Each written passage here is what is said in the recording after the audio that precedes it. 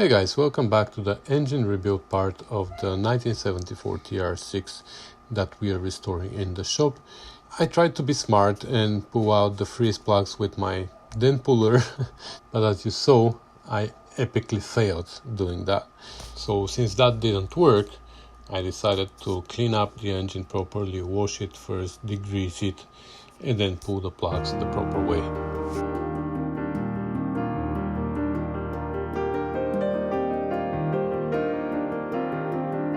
Alright guys, I've been cleaning this engine block here for the last, 2 hours I guess, and I think this is as good as it could be. I've been using here all kinds of scrapers and brushes, even this little pick here to go into all nooks and crannies on this side. The other side, well, I can't walk now, can't show you.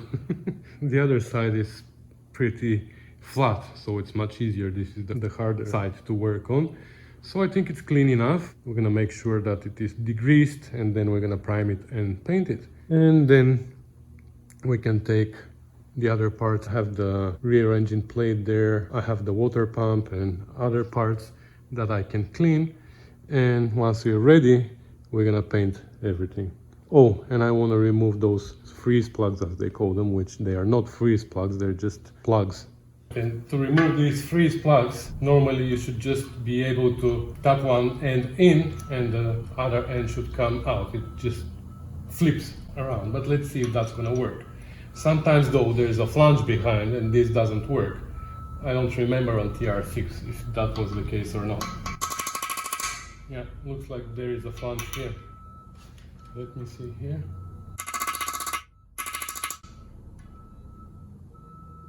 Not sure if this one is coming out or not. Need a bigger hammer. Wow, I don't think that is gonna do the trick.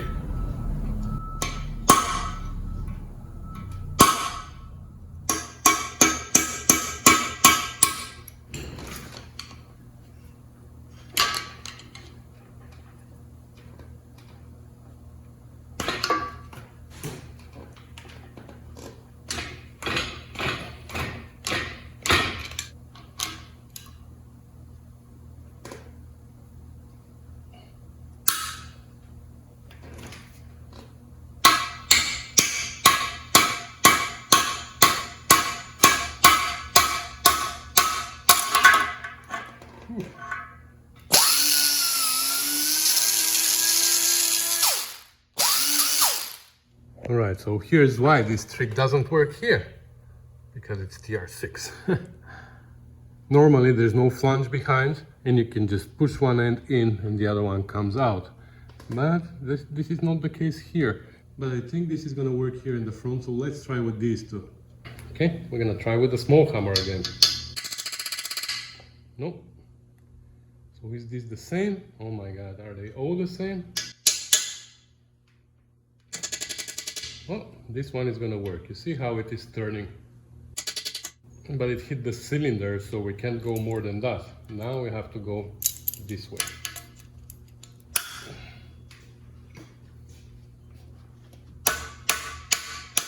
There you go. Okay. So I'm hoping that the four on this side are the same way like this one. Not sure this little one, what this one is gonna do, but let's try.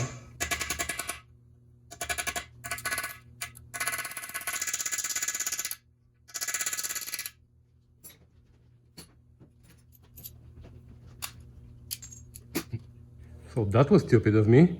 I chose to go that way. I should have gone this way and it was gonna work.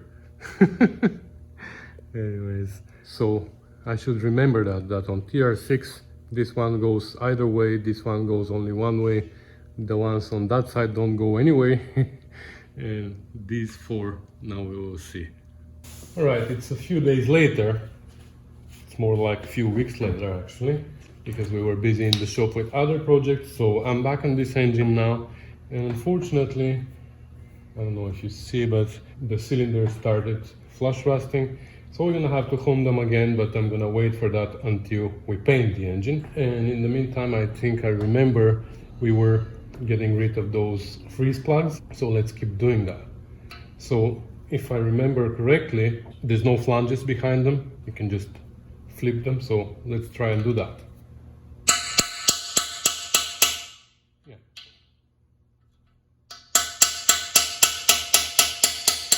Or they will fall down. Okay.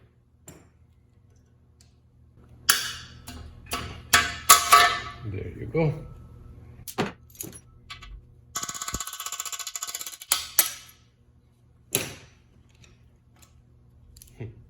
Ah, it went too deep now. Don't worry, even if it falls in, it's not too hard to take it out.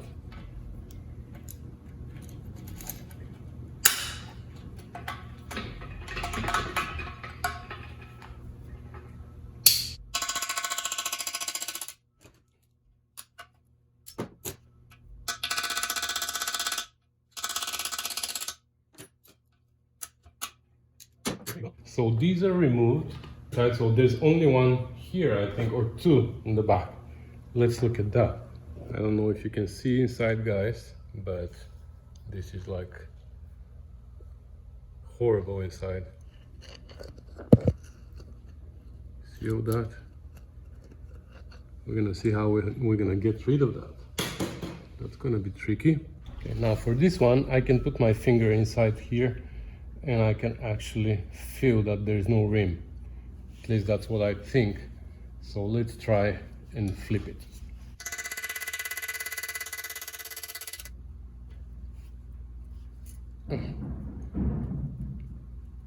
Okay. Okay. Now, there's one more here inside, but this one I'm gonna take care of when the engine is off the stand, I guess just before I put the flywheel. This is the end of the camshaft anyway, so maybe it's gonna be a problem to do it after when the camshaft is in. Let me try and do it now then. But I don't want to take it off the stand. Well, you didn't see anything, did you? So this is the one I'm talking about. So I'm able to push it in, but I'm not able to flip it. So I'll tell you a secret. This is the secret I'm talking about. We can use our special tool.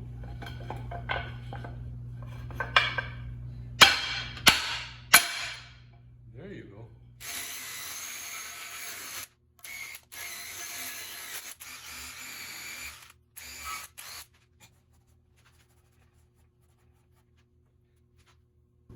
All right, I think what's left is rust converted, degrease it and paint it. All right, so the block, the front engine plate, the timing cover and the oil pan are all cleaned up, rust converted, degreased. Now they're ready to be painted. I assembled them in this way so I don't need to mask. There must be gasket here and there must be gasket between the block and the engine plate too. Obviously we don't want to spray those gasket surfaces. So before I was masking them and that was taking forever, but then I realized that I can just assemble the engine more or less and I don't need to mask everything. This way I just mask a little bit here, that surface, and that's it. And this way my gasket surfaces are gonna remain unpainted. So we're gonna start with this primer first. We're gonna apply 2 coats and then we're gonna use this engine and ammo low gloss black. For some parts though, we're gonna use, I think it's called aluminum gray. So that's gonna be for the water pump, for the timing cover, for some other parts. We'll see which ones.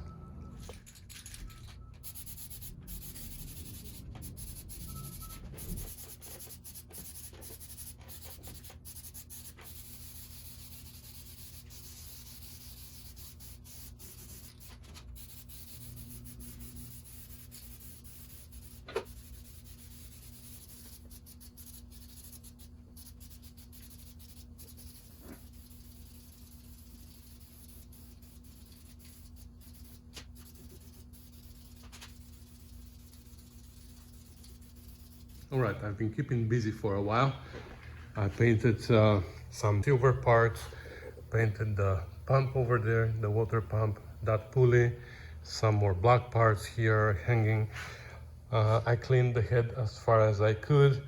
Tomorrow I'm gonna bring a tool from home to push out the old valve guides, and then we're gonna mask it and paint it. What I noticed here though is that all the valve guides are in one direction and only one is in the opposite direction. And I'm not really sure actually which one is the right direction. I'm gonna have to look it up and see. But all of them have a little bevel here at the top. This one is the opposite. Anyways, we're gonna see that tomorrow when I bring my tool. We're gonna push these out and we're gonna paint the head. And I still have to take this cover out and paint it silver. And that's why it's still on primer, because I want it silver. So we're gonna put it here and paint it, and that's it. I'm gonna go home now, but I'm gonna be back tomorrow and I'm gonna keep going here. All right, so it's the next day and I brought from home this tool that I made on my lathe. It's just a bolt that came off my Jeep actually, and I machined it so it has a shoulder here and it fits right into the valve guides, but the outer diameter is smaller than the valve guides, so it can go through. And we're going to use this to push out the valve guides, and then when we are installing them back, we're going to use the same tool to press the new ones in. I lined the press with some wood here, like masonite, to make sure that we don't scratch the head, and let's see how easy it's going to be to press them out.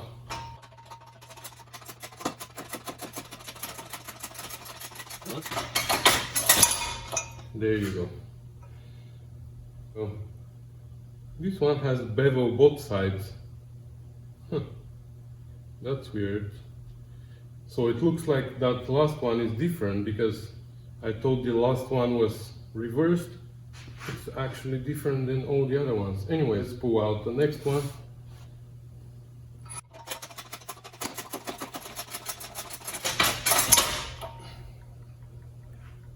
So here's an exhaust one, and the same, it has bevels both sides, but the exhaust one is a little bit longer than the intake one.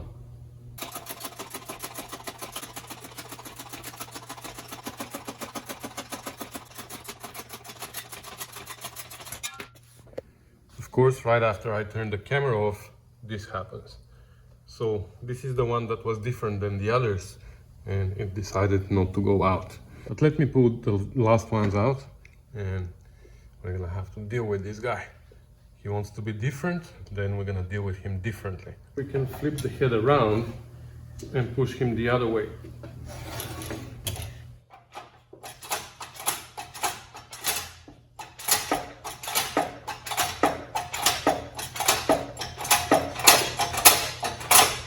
Uh-oh, my tool is too short now.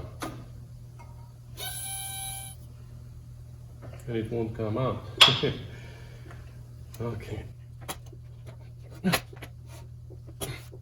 And now we need something else to push our tool out. What fits inside a valve guide? A valve fits inside the valve guide. And luckily we have many of those that we don't need anymore.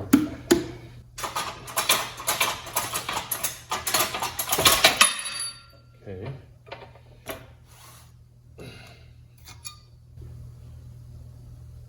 So we need something that fits inside this hole.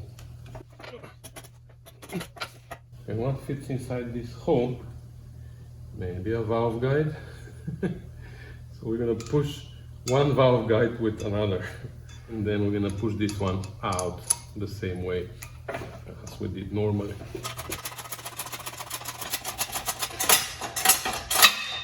Okay. The same as before.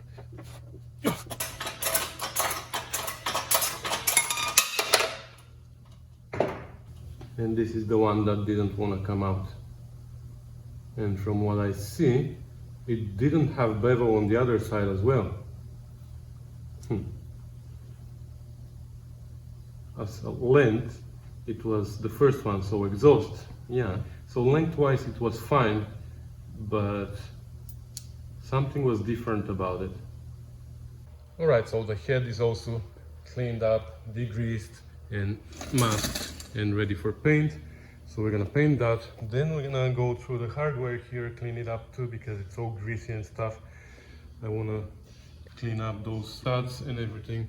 And the pistons, since we're gonna be using them again, they have to be cleaned up and everything. And once all the parts are cleaned, we have the box with the new parts over there. We're gonna start assembling it. Exciting! Right, so it's a few days later. The head is painted. Hardware here is cleaned. Oh, actually, I have another box there to clean. I forgot. I didn't finish everything the other day, so yeah, I still have to clean another container of hardware, which is fine. But everything is painted, and we're almost ready to start assembling. So I'm gonna clean this later. I already started getting ready to install the valve guides, and let's unmask the head, get to the press over there, and start doing that. So there are a few things here that we have to be very careful of. One of them is the length of the valve guides. So as you can see here, the exhaust, it says exhaust here, right? The exhausts are a little bit longer, maybe a 1/4 inch longer than the intake. On these ones it says intake exhausts. I think it says exhaust as well, because maybe for some vehicle or for earlier heads, I have no idea, they might be used as exhaust. But on our head, this is the exhaust. It is about 2¼ inch, not really sure exactly, but about 2¼ and 2, somewhere in that neighborhood. So we're gonna start with the exhaust only, and we're gonna install them now. If we flip the head around, it's too heavy, I don't wanna flip it, but you're gonna see that both first and last are exhaust, and then we have a pattern. So exhaust, intake, intake, exhaust, exhaust, intake, intake, exhaust, exhaust, intake, intake, exhaust. So both ends are exhaust, so it doesn't matter from where we start, but we're gonna push them in, and then we're gonna come back and do the intake. Another important thing is that the protrusion above the head needs to be perfectly level on all of them, and it needs to be exactly 16 millimeters or 0.63 inches. For that, I made some trials here. I stacked some of these rings, and that was way too much. 2 is not enough. But when I found these collars, these are from the other engine, these are old ones. These are not the ones that we're gonna use. So 3 of these collars are exactly 16 millimeters. A little bit over, but that's fine. So we're gonna use them as stoppers here, and we're gonna use our homemade tool here again and to push the guides in. In the manual it says that the chamfered edge needs to be up, but here they're both chamfered. I think one of them is, the chamfer is a little bit bigger. Maybe, you see? So here it looks like the chamfer is a little bit bigger than here. So I'm gonna assume that this is what they're talking about. So this chamfered edge is gonna be up. So, you know what, I think it's gonna be easier to start with one of these, because the first one, I need to balance the head here out of the press, and it's not gonna be great for a tutorial. So we're gonna start with 2nd cylinder, or that's 5th actually. So here the exhaust is on this side, right? Exhaust, intake, intake, exhaust. So we're gonna stack 4 of these here. Did I say 3 before? I think I said 3, I'm sorry. It's 4. 4 of these are 16.1 millimeters. I think that's where we're gonna leave it. Then we're gonna put the valve guide, again, the longer one with the chamfered edge up. But we need to put a washer here so it doesn't go through. So when the washer hits these stacked collars here, that's where we're gonna stop.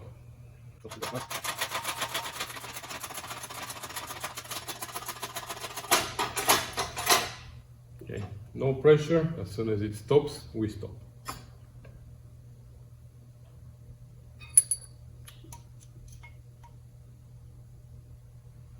.3. Why?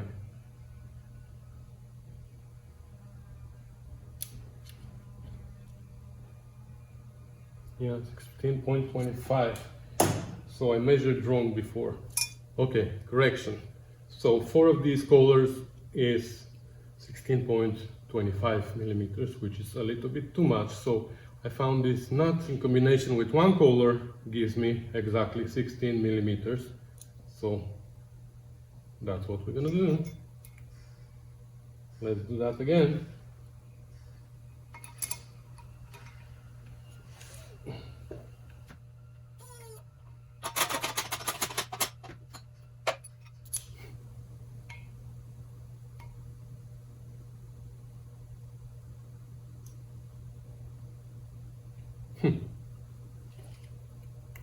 $15.97. I think that's pretty darn close. Let's do it in imperial and see. It was 6.63. There you go. Alright, so now that we found the procedure, let's do it with all of them.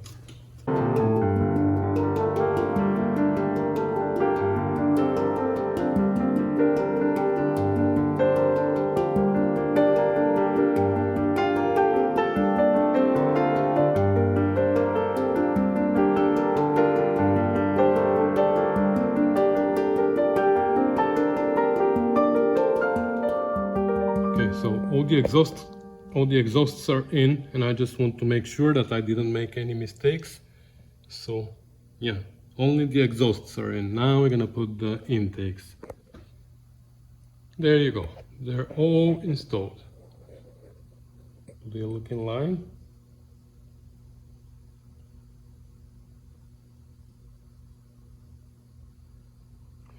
Right, so the next logical thing would be to check the clearance now of the new valves with the new guides and lap the new valves to the head.